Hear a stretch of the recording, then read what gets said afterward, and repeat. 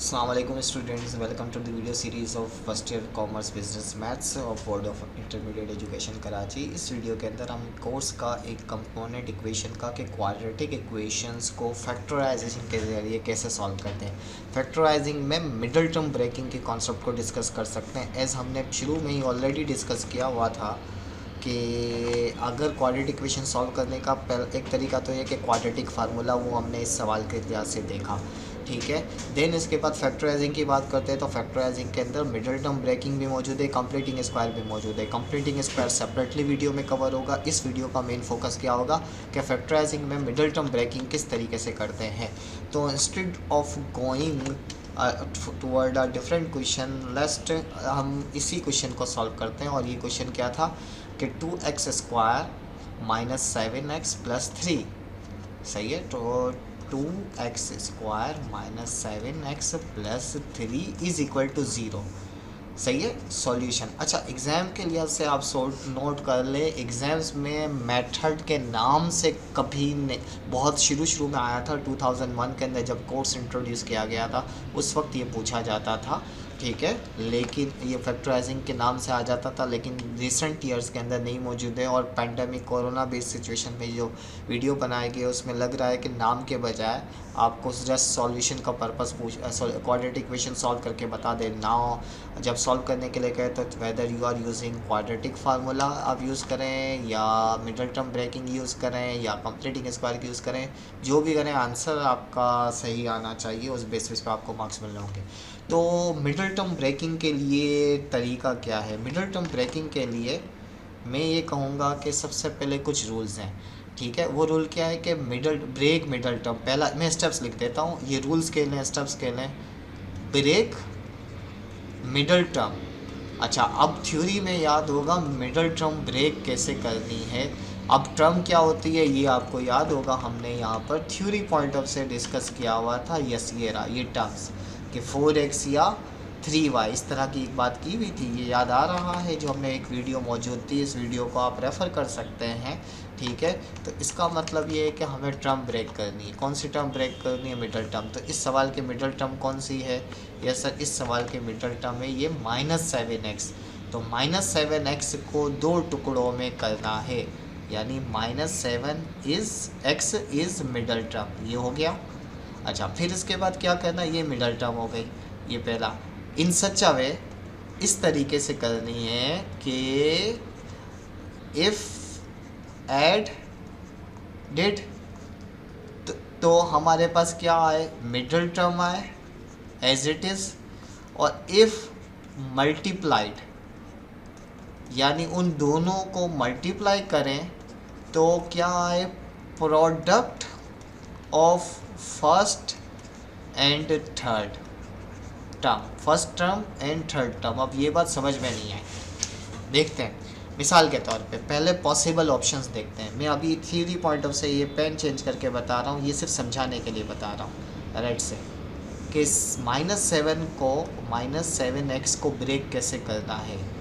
तो एक तरीका तो ये है कि -6x माइनस 1x, ये दो टुकड़े हुए सर। -5x माइनस 2x, ये भी हुआ। -4x माइनस 3x, ये भी हुआ। -3x माइनस 2x, ये भी एक वे हुआ। -2x, सॉरी हाँ 5x, सॉरी नहीं सॉरी यहाँ पे 4 आएगा, माई मिस्टेक, जल्दबाजी में हो गया, बेख्याली में। यस ये तो ये आ गया 4x -5x और देन -1x और -6x। सर एक और भी तो हो सकता है, -7x -0x। भाई 0 तो लिखा ही नहीं जाता ना, ये ब्रेक्स है।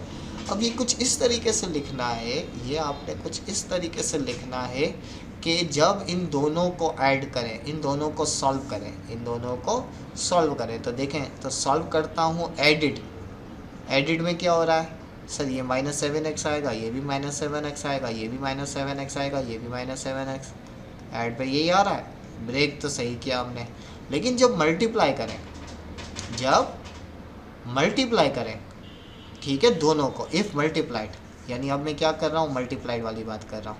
अगर हम मल्टीप्लाई करते हैं तो मल्टीप्लाइड में क्या आ रहा होगा सर, इसका आंसर ये यहाँ पे लिख देते हैं। तो ये हो जाएगा सर 6x², ऐसा ही होगा सर। ये हो जाएगा 10x², ये हो जाएगा 12x², ये भी हो जाएगा 12x², ये अगेन 10x², ये 6x²।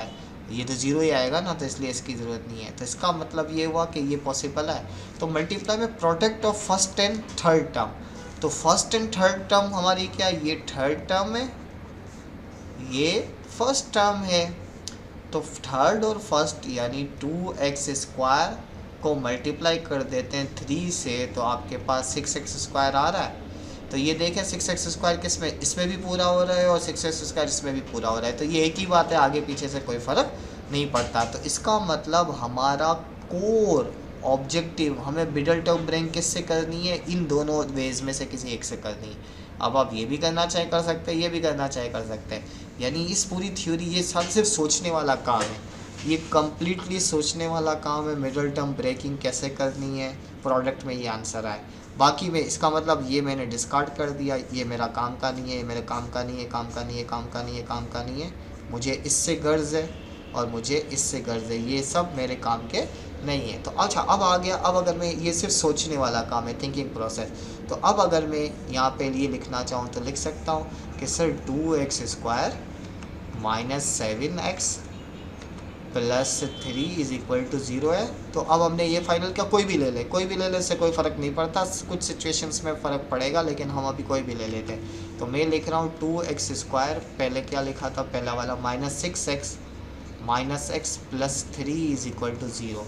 ठीक है, ये मैंने, आप चेक कर सकते हैं, इन दोनों को ऐड करते हैं तो क्या आएगा, माइनस 7x, और मल्टीप्लाई करेंगे तो क्या आएगा, 6x², जो कि बराबर है 2x² इंटू 3 के। तो ये हमारी चेकिंग हो गई। ये अगेन समरी शीट है, ये हो गया। अब इसके बाद ये सिर्फ समझाने के लिए लिखा था, इसको मैं मिटा देता हूँ, समझाने के लिए लिखा था। ठीक है, अब हमें आगे क्या करना है, अब हमें आगे ये करना है कि इसको सॉल्व करना है फैक्टराइजेशन वाले तरीके से। सर कैसे करेंगे भाई, इन दोनों में से 2 कॉमन ले रहा है, 2 आ गया, x भी कॉमन ले लिया, x आ गया। तो 2x² कॉमन लेने का मतलब क्या है, 2x² और 6 में कौन कौन सा नंबर है, कोफिशिएंट 2 भी है और 6 भी है, तो कौन सा नंबर दोनों टेबल में आता है, 2 दोनों के टेबल में आता है। x² और x दोनों में से क्या कॉमन है, x यहाँ भी है, x यहाँ भी है। तो ये करने के बाद करना क्या है, अब अंदर ब्रैकेट में कैसे ले जाएंगे, ब्रैकेट में लिखने वाली बात के लिए हमें क्या करना है, जब कॉमन ले लिया तो कॉमन लेने के बाद इस नंबर को क्या करना है, आपने डिवाइड करना है किससे, 2x से। तो 2x² को 2 से गया, x का स्क्वायर से कटा तो क्या बचा, सिर्फ 1x बचा। तो खाली x आप लिखना चाहें लिख सकते हैं। इसको भी 2x से डिवाइड किया तो x से कट गया, 6 को 2 से डिवाइड करते हैं तो 3 माइनस का माइनस, तो -3 सिचुएशन आ गई। तो ये हो गया। अच्छा, अब इसमें से कॉमन लेते हैं, इसमें से हम क्या लेंगे, माइनस का साइन यहाँ पे आ रहा है, तो माइनस कुछ भी कॉमन नहीं है दोनों में। ठीक है, तो कुछ भी नहीं, तो 1 कॉमन लेते हैं, तो -1 अगर x से निकालूंगा तो क्या बचेगा, सिर्फ x बचेगा। और अगर मैं +3 को -1 से डिवाइड करूँ, सही है, तो क्या आंसर आएगा, -3 आंसर आएगा। तो ये -3 आ गया। तो ये, अब अगर आप गौर से देखें तो टेक्निकली ये एक टर्म है, ये भी एक टर्म है, ठीक है, ये पूरी एक टर्म है, ये भी एक टर्म है, ठीक है। अब इसमें भी कॉमन लेना है, तो इन दोनों में x-3 को कॉमन अगर लेता हूँ तो ब्रैकेट में क्या बचा, सर 2x बचा, और इस पूरे में ये भी कॉमन ले लिया तो -1 बचा। तो ये हमारा इक्वल टू 0। ये इस तरीके से सॉल्व हो गया। अच्छा, ये करने के बाद अब करना क्या, आगे अभी बाकी है, क्या बाकी है, जब ये 2 मल्टीप्लाई की फॉर्म में आ जाए, प्रोडक्ट फॉर्म में आ जाए, तो आगे इसको अगेन मल्टीप्लाई करके ओपन नहीं करना, वापस यहाँ पर आ जाएंगे। अब क्या होगा, एक दफ़ा देखा जाए, मैं क्या करता हूँ, ये यहाँ पे मल्टीप्लाई हो रहा है, उधर जाके लेके जाता हूँ, कैसे, तो x-3 is equal to 0/2x-1, ऐसा ही होगा ना। नहीं सर, हम इसको क्यों लेके जाते हैं, हम दूसरे को लेके जाते हैं। क्या लेके जाते हैं, ये x-3 इधर है, सवाल क्या है, x-3 2x-1 is equal to 0। नहीं सर, हम इसको लेके जाते हैं। ओके, तो भाई 2x-1 इधर रहा, इज इक्वल टू 0/x-3 हो गया। तो या ये लेके जाए या ये लेके जाए। अब इसको सॉल्व करते हैं। 0 को किसी से भी डिवाइड करेंगे क्या आएगा, 0 आएगा। x माइनस 3 यस सर आएगा। 2x minus 1 is equal to 0 को किसी से भी डिवाइड करेंगे 0 आएगा। ये 3 यहाँ पे क्या हो रहा है, माइनस हो रहा है, उधर जाके क्या हो जाएगा प्लस, तो ये 3 आंसर आ गया।